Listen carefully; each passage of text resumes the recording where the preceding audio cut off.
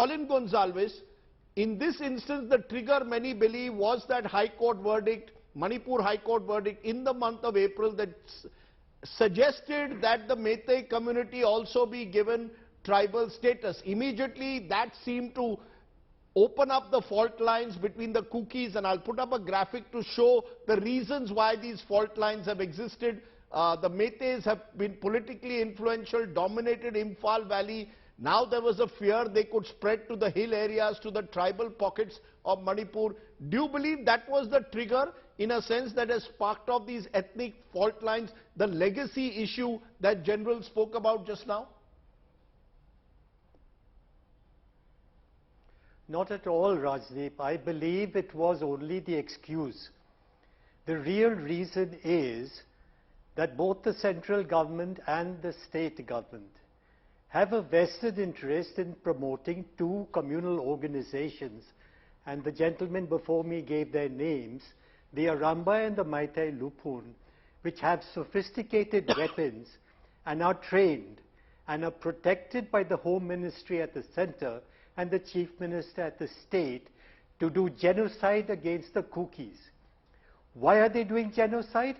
And why have 110 Kukis out of 130 persons killed?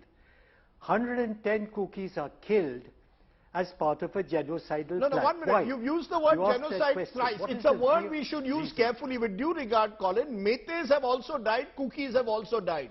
The truth of the matter is both communities have suffered. No, that's a wrong narrative, Rajdeep. In the media, generally a wrong narrative.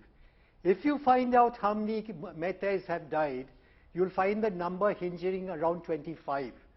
And the Kukis, we have the whole list, is 110. It's a one-sided genocidal attack, and I'm repeating it because the Kukis are dying. And you mentioned clash between militant and militant.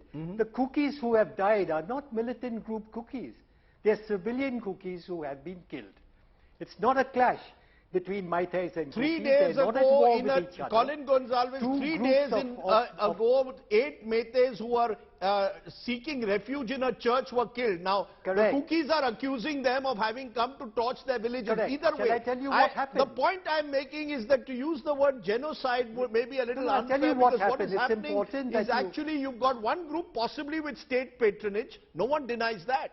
But we've got to accept that in this kind of violence, both communities have suffered. I just showed you the story of a Meitei woman who's had to run away. A house was burned down. No, Rajdeep, this is not a correct narrative. This is not a correct narrative. It seems like an apparently neutral and fair narrative, but it's not a correct narrative. Now, for example, what happened a couple of days ago? You had these communal groups go into their village. They go into a Kuki village, they start attacking the villagers, and in the night they go to a church, they slaughter a pig, and they are rejoicing and celebrating in their killings. And that's when the counter-attack took place and they were killed. Of course, this is the first time that Meiteis have been killed at this level. Otherwise, the total killing of Meiteis is 20-25. As opposed to 110. I ask you again, neutral kind of thing, do you accept that it was that these were simmering tensions that have flared up? That, as the general was saying, these are legacy issues or not? Meiteis and Kukis have lived together in Churatanpur, in Imphal. Correct, and correct, absolutely correct. It is not a tension which reaches a boiling point.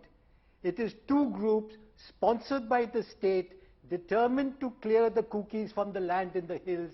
And why?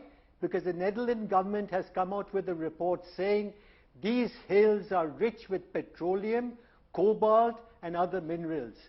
We must capture these hills because this is the future of Manipur. Okay. If we exploit and allow exploration, which the contracts are now being given, then that whole area will become very rich. Okay. It's a pre-planned attack. Okay, you've made your led point. by the Chief Minister and the Home Minister at the center, and I expect, I expect in the next few weeks, when the numbers go from 110 to 210, Rajdeep, you will accept that it is genocide.